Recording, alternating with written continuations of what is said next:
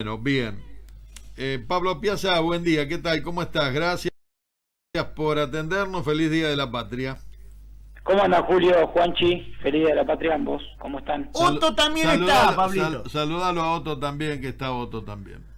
Bien, poné los videos entonces. Bueno, yo te voy a plantear el tema. Te agradezco que hayas aceptado. Te planteo el tema y te pido que me organices un poco el pensamiento que tengo, porque lo tengo medio retorcido. Va a servir este tema para debate después también. En el 2008 fue el paro del campo. El comercio de Bransen, vos estuviste como presidente, cosa que te quiero felicitar también, porque te fuiste hace pocos días, estuvimos hablando con Juan Manuel López, y hiciste un buen trabajo según mi punto de vista, que no es de mucha validez, pero bueno, es una opinión. Bueno, lo agradezco, lo agradezco. Conocés el comercio, conocés la empresa. El campo hizo un paro por el tema de las retenciones, que era infinitamente inferior el problema a lo que está pasando hoy. Y el comercio de Bransen cerró las puertas, bajó las persianas, se sumó a la medida de fuerza, se sumó al paro. Con esto me estoy haciendo amigo de los comerciantes de Bransen como para que vengan a auspiciar el programa, ¿no? Teniendo en cuenta eso, uno supone que cuando tienen algún problema van a realizar la protesta correspondiente. Hubo un paro general para evitar lo que está pasando, que realmente es preocupante. Pero es preocupante no porque se me ocurra decirlo, sino porque las estadísticas, los números lo marcan: la caída en ventas, la pérdida de clientes, el costo de los servicios, que hace que muchos comercios y muchas empresas pequeñas y medianas estén cerrando. Entré a uno o dos, no quiero nombrar los comercios porque no se justifica en lo más mínimo, sería generalizado. Ustedes tienen también una información de que la venta en Bransen también cayó. Entré a uno o dos comercios, vi 3 o 4 o 5, qué sé yo, empleados detrás del mostrador, y delante del mostrador nadie. Y sin embargo al paro no se plegaron. Y además por ahí escuchás a alguno que te dice el país se hace trabajando, etcétera, etcétera. Cosa que no es verdad, porque todo el mundo trabaja, y cuando trabajas y hay medidas de gobierno que no te permiten, no tenés ventas, por ejemplo.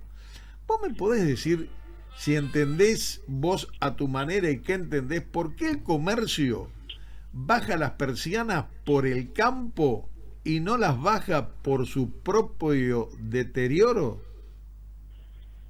Julio, ¿se escucha? Sí. Sí. Bueno. Bueno, primero, qué desafío difícil, ¿no? Tratar de ordenar más de 15 años de historia económica argentina.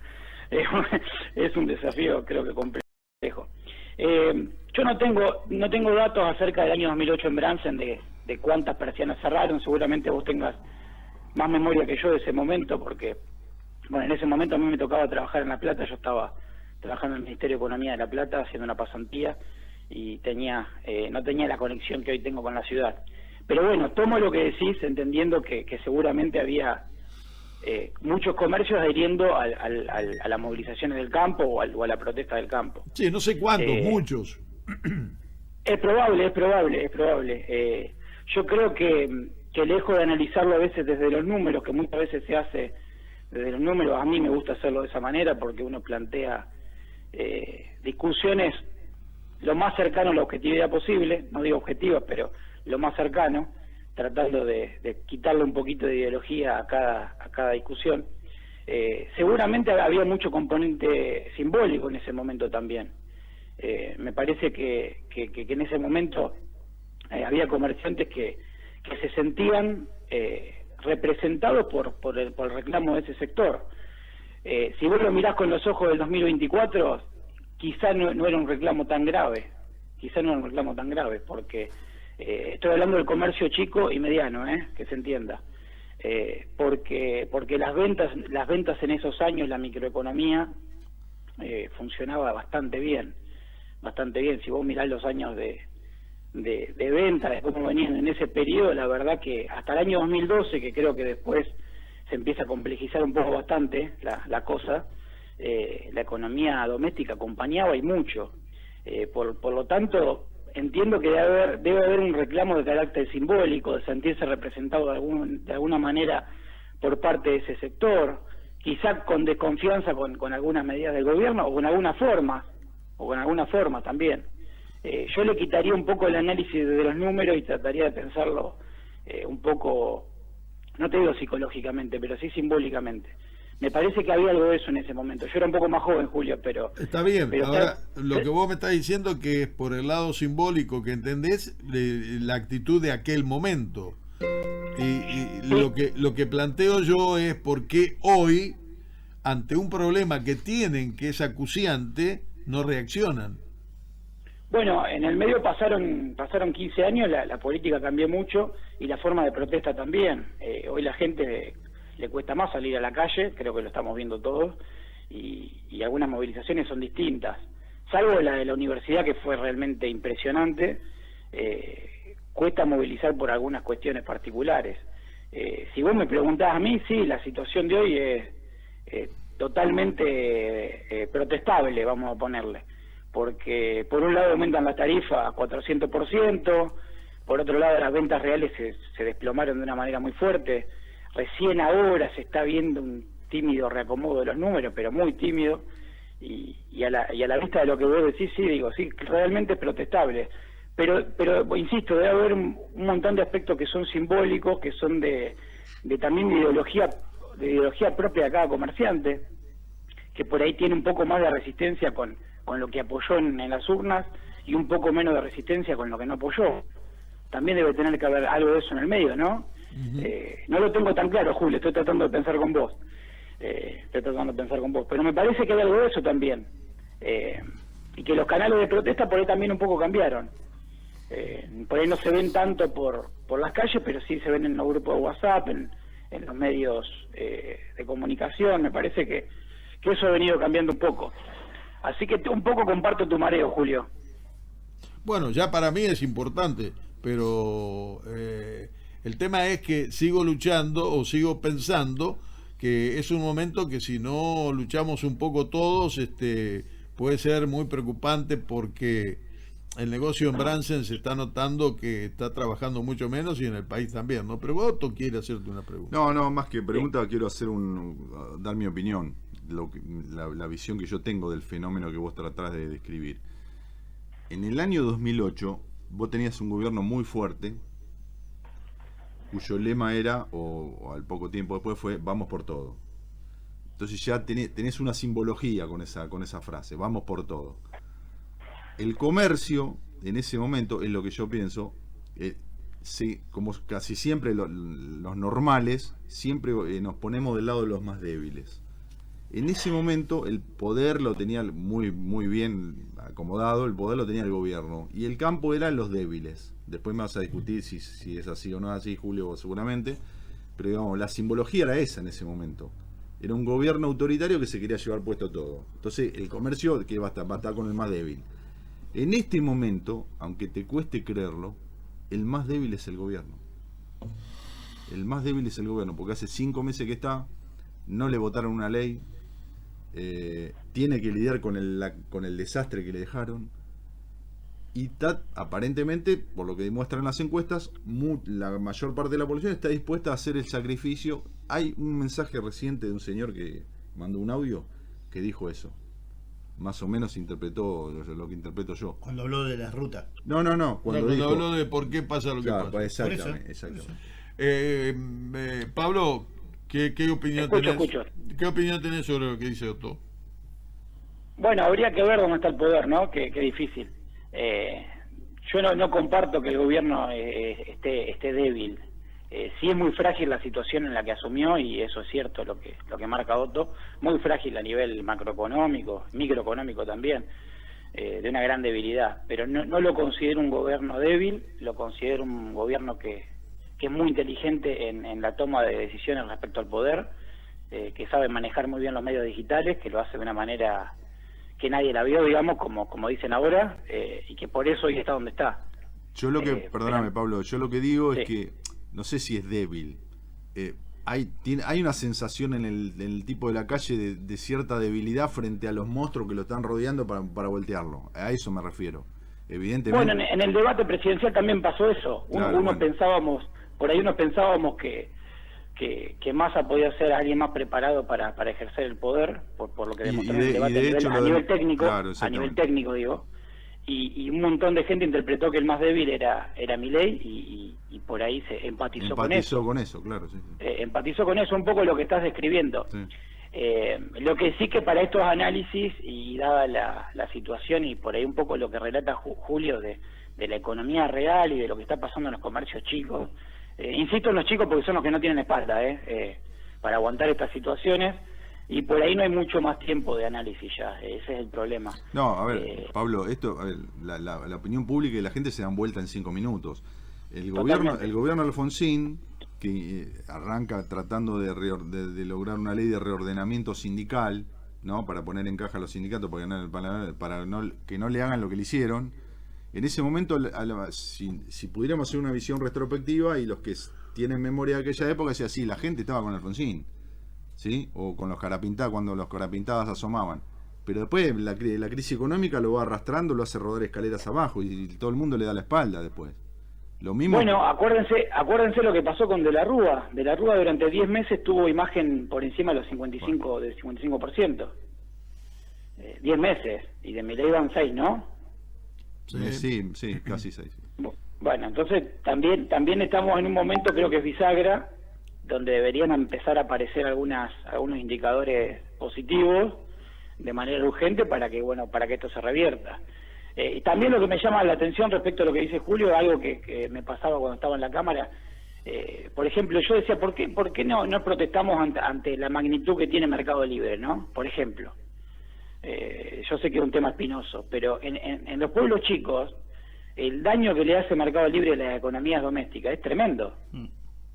Porque la gente compra desde la casa y no va a los locales. La pregunta es si hay alguna manera de poder enfrentar eso.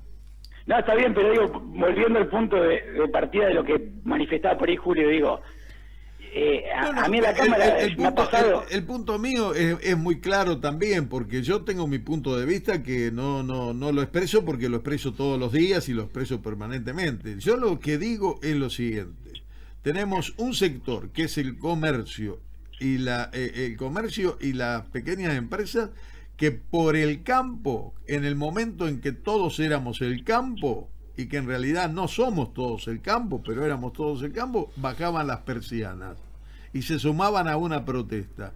Y en el momento que le suben las tarifas, que le bajan las ventas, que le quitan la plata a los compradores, por lo tanto no le van a comprar, que le aumentan los precios a los pequeños y medianos comerciantes, en ese momento hay una marcha, hay una protesta y no se suman. Entonces digo, ¿cuál es la intención que tiene alguien para tomar una medida que beneficia a otro y no toma una medida para que no se perjudique él?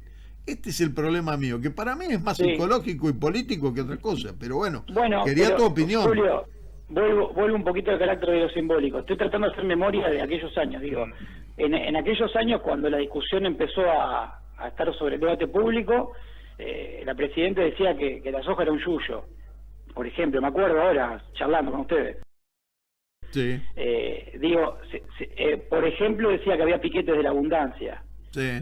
También. Entonces, me parece que lo simbólico y las formas, en definitiva, para la gente son muy importantes.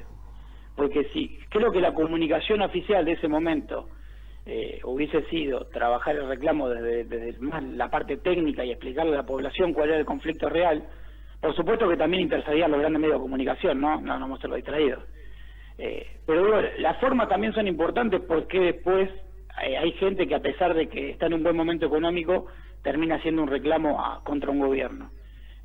Porque las formas realmente eran muy malas, me parece. Es lo que yo al menos pienso, eso a nivel personal lo pienso, digo. No, está bien, porque es un punto de vista, porque la verdad que en ese momento vendían como pocas veces se vendía. Sí, y eso es cierto, eso con mirar los números alcanza, eso es una verdad irrefutable. Pero digo, evidentemente lo simbólico y la forma son importantes, porque cuando del otro lado te empiezan con frases tales como esa, como piquete de la abundancia, como que es un yuyo, y todo el tiempo desmereciendo la actividad agropecuaria, creo que seguramente empatizó mucho con el sector que vos describís. Y además perdóname, una especie, si querés, una especie de mecanismo de defensa, es decir, vos estás viendo que van por el del campo y después vienen por mí. Me parece que estoy tratando de interpretar psicológicamente lo que... Y yo interpreto lo que vos decís, Otto, más o menos lo mismo. O sea, a ver, el argentino de por sí cuando tocan el campo piensa en la leche, en la vaca, y es como que se solidariza más con la gente de campo que con otra cosa. Que con lo de él. Sí, totalmente, porque tiene miedo. Ahora, tiene miedo de lo que dice Otto, tiene miedo. Después vienen por mí y me atacan. Tengo una pregunta, Julio, A ver, en ningún momento el gobierno kirchnerista fue en contra de lo que es la plata en el bolsillo y la venta. Hubo venta permanentemente en el gobierno de los pero Kirchner. con una soja que volaba. Ahora, yo te pregunto una cosa. No, pero no solamente con la soja. Comprabas es decir, si vos escuchás cuando asume Macri que te dicen que la clase media estaba mal acostumbrada porque con un salario de la clase media te podrías comprar televisor, te podías comprar el teléfono, te podías cambiar el auto, te están diciendo la clase media trabajando tenía posibilidad de vivir bien. Esto que lo dijo González Fraga. Entonces digo, no sigan insistiendo y tratando de ver una realidad que no es real. La realidad es que vos tenías posibilidades de comprar cosas y tenías posibilidades de vivir mejor. Ahora, aún así, el comercio bajó las persianas para apoyar al campo. Más que la leche, más que lo que vos quieras. Y tiene razón Pablo, por lo menos se la doy. Las formas a veces impactan, no cabe ninguna duda, pero no podemos hablar que Milei tiene buenas formas, ¿no? Porque si Milei tiene buena forma, uno tendría que estar diciendo, bueno, sonamos. Y sin embargo acá no pararon, y además te dicen, con carteles y con un montón de cosas, que el país se hace trabajando.